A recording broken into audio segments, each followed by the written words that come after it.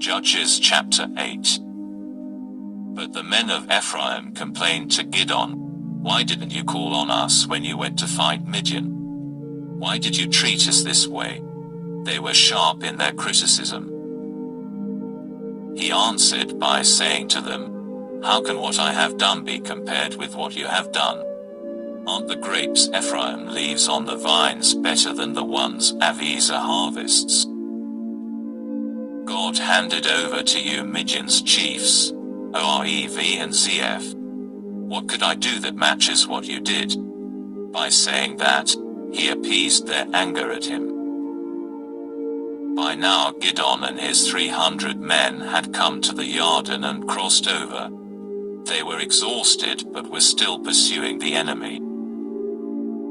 In Succoth he asked the people there, "Please give some loaves of bread to the men following me, because they are exhausted, and I am pursuing Zebah and Zalmunna, the kings of Midian." But the chiefs of Succoth said, "You haven't captured Zebah and Zalmunna yet, so why should we give bread to your army?" Gideon said, "If that's your answer, then after Adonai has put Zebah and Zalmunna in my hands, I will tear your flesh apart with desert thorns and thistles." From there he went up to Penuel and made the same request, and the people of Penuel gave the same answer as those of Succoth. So he answered the people of Penuel similarly, "When I return safe and sound, I will break down this tower." Now Zebah and Zalmunna were in Karkor with their army, about 15,000 men, all that remained of the entire army of the people from the east, since 120,000 arms-bearing soldiers had fallen. Gideon went up, using the route of the nomads east of Novik and Jogbehah, and struck down the army when they thought they were safe. Zebah and Zalmunna fled, but Gideon pursued them. Thus he captured the 2 kings of Midian, Zebah and Zalmunna, and routed their whole army in panic.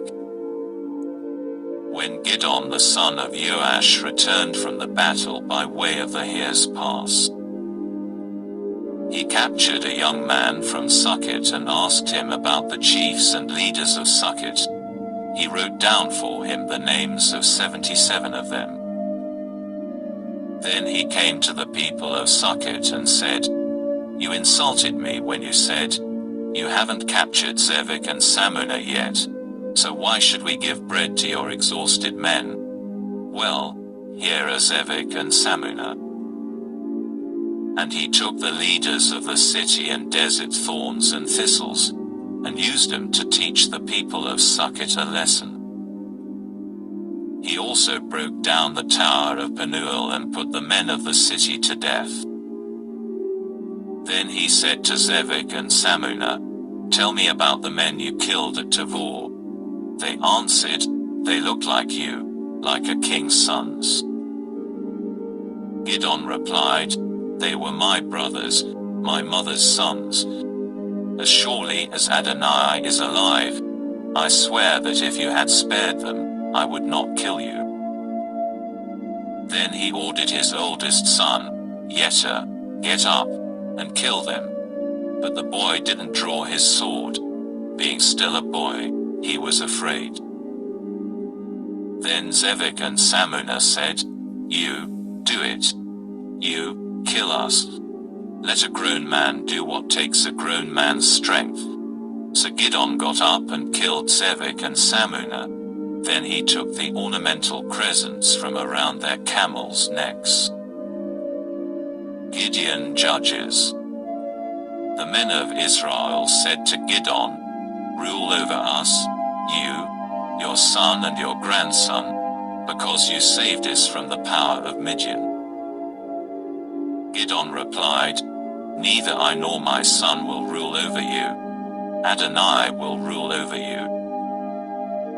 Then he added, "But I have this request to make of you, that each of you would give me the earrings from the booty you have taken." For the enemy soldiers had worn gold earrings, like all the other tribes descended from Ishmael?" They replied, "We're glad to give them to you." They spread out a robe, and each man threw in the earrings from his booty. The gold earrings he requested weighed more than 42 pounds, and this doesn't include the crescents, pendants and purple cloth worn by the kings of Midian and the chains around the camels' necks. Out of these things Gideon made a ritual vest, which he located in his city, Ophrah. But all Israel turned it into an idol there, and it thus became a snare to Gideon and his family. This is how Midian was defeated by Israel, so that they ceased to be a threat. The land had rest 40 years during the lifetime of Gideon. Jerubbaal the son of Joash returned to his home and stayed there. Gideon became the father of 70 sons, because he had many wives. He also had a concubine in Shechem, and she too bore him a son, whom he called Avimelech. Gideon the son of Joash died at a ripe old age and was buried in the tomb of his father Joash, in Ophrah of the Abiezri. Wickedness after the death of Gideon. But as soon as Gideon was dead, the people of Israel again went astray after the Baalim and made Baal-Berit their god. They forgot Adonai their God, who had saved them from the power of all their enemies on every side. And they showed no kindness toward the family of Jerubbaal, that is, Gideon, to repay them for all the good he had done for Israel.